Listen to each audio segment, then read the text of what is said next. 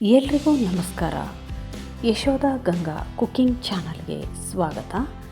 ಈ ದಿನ ಮಾವಿನಕಾಯಿ ಚಿತ್ರಾನ್ನ ಮಾಡುವ ವಿಧಾನ ನೋಡೋಣ. ಬಾಣಲೆಗೆ 1 ಟೀ ಸ್ಪೂನ್ನಷ್ಟು ಸಾಸಿವೆ, 1 ಟೀ ಸ್ಪೂನ್ನಷ್ಟು ಮೆಂತ್ಯ ಕಾಳುಗಳನ್ನು ಹದವಾಗಿ ಹುರಿದ್ಬಿಟ್ಟು ಕುಟ್ಟಿ ಪುಡಿ ಮಾಡಿಕೊಳ್ಬೇಕಾಗುತ್ತೆ.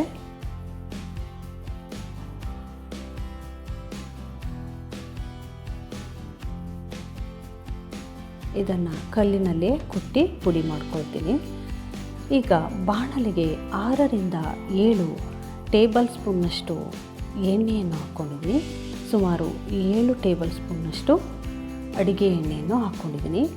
ಎಣ್ಣೆ ಕಾಯ್ದ ನಂತರ 50 ಗ್ರಾಮ್ನಷ್ಟು ಶೇಂಗಾ ಬೀಜವನ್ನು ಫ್ರೈ ಮಾಡಿ ಎತ್ತಿಟ್ಕೊಳ್ತೀನಿ.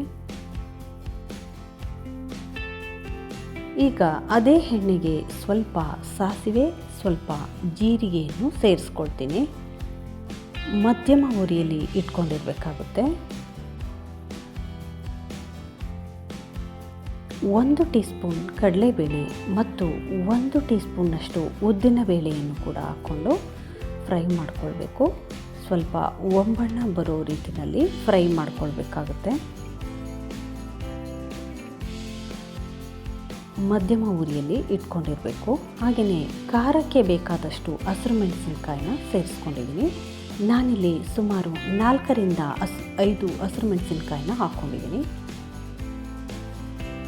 4-5 ಹಸಿರು ಮೆಣಸಿನಕಾಯಿ ಮತ್ತು ಸ್ವಲ್ಪ ಕರಿಬೇವಿನ ಎಲೆಗಳನ್ನು ಹಾಕ್ಕೊಂಡು ಮಧ್ಯಮ ಉರಿಯಲ್ಲಿ ಬಾಡಿಸ್ಕೊಳ್ಬೇಕು. ಹಾಗೆಯೇ 1 ಕಟ್ ಮಾಡಿರುವಂತಹ ಈರುಳ್ಳಿಯನ್ನು ಕೂಡ ಹಾಕ್ಕೊಂಡಿದ್ದೀನಿ. ಸ್ವಲ್ಪ ಇಂಗನ್ನು ಕೂಡ ಸೇರಿಸ್ಕೊಳ್ತಾ ಇದ್ದೀನಿ.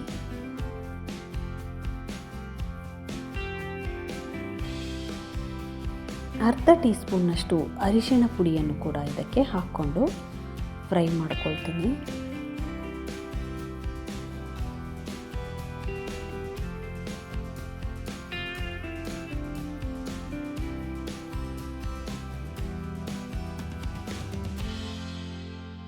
ಈಗ 1 ಬಟ್ಟಲಿನಷ್ಟು ಹಸಿ ಕಾಯಿ ತುರಿಯನ್ನು ಕೂಡ ಇದಕ್ಕೆ ಹಾಕ್ಕೊಂಡು ಫ್ರೈ ಮಾಡಿಕೊಳ್ಬೇಕು.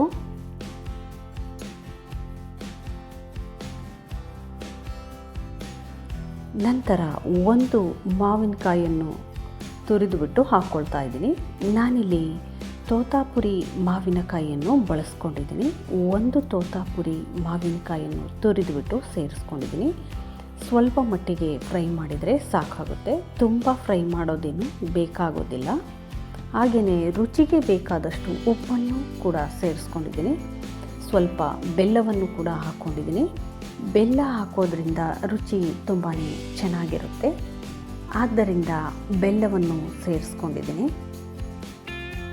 ನಂತರ ಈಗಾಗಲೇ ಮೆಂತ್ಯ ಮತ್ತು ಸಾಸಿವೆಯನ್ನು ಹುರಿದು ಕುಟ್ಟಿ ಪುಡಿ ಮಾಡಿ ಇಟ್ಕೊಂಡಿರೋದನ್ನು ಮತ್ತೆ ಇದಕ್ಕೆ ಸೇರಿಸ್ಕೊಳ್ತಾ ಇದ್ದೀನಿ. ನಾನು ಈಗಾಗಲೇ ಅನ್ನವನ್ನು ತಯಾರು ಮಾಡಿ ಇಟ್ಕೊಂಡಿದ್ದೆ. ಆ ಅನ್ನವನ್ನು ಕೂಡ ಇದಕ್ಕೆ ಹಾಕ್ಕೊಳ್ತಾ ಇದ್ದೀನಿ. ಅನ್ನವನ್ನು ಮೊದಲೇ ತಯಾರು ಮಾಡಿ ತಣ್ಣಗಾಗಲು ಬಿಡಬೇಕಾಗುತ್ತೆ.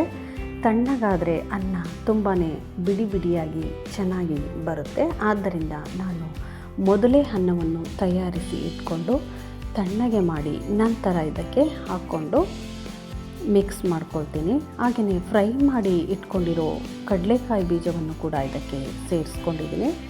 ಕಟ್ ಮಾಡಿರುವಂಥ ಕೊತ್ತಂಬರಿ ಸೊಪ್ಪನ್ನು ಕೂಡ ಇದಕ್ಕೆ ಹಾಕ್ಕೊಂಡು ಮಿಕ್ಸ್ ಮಾಡಿ ಚೆನ್ನಾಗಿ ಬೆರೆಯುವಂತೆ ಮಾಡಿಕೊಳ್ಬೇಕಾಗುತ್ತೆ.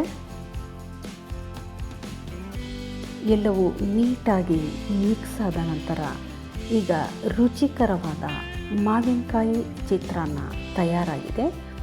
ನೀವು ಕೂಡ ಈ ರುಚಿಕರವಾದ ಮಾವಿನಕಾಯಿ ಚಿತ್ರಾನ್ನವನ್ನು ಮಾಡಿ. ಮತ್ತೊಂದು ವಿಡಿಯೋದಲ್ಲಿ ಸಿಗೋಣ. ಧನ್ಯವಾದಗಳು.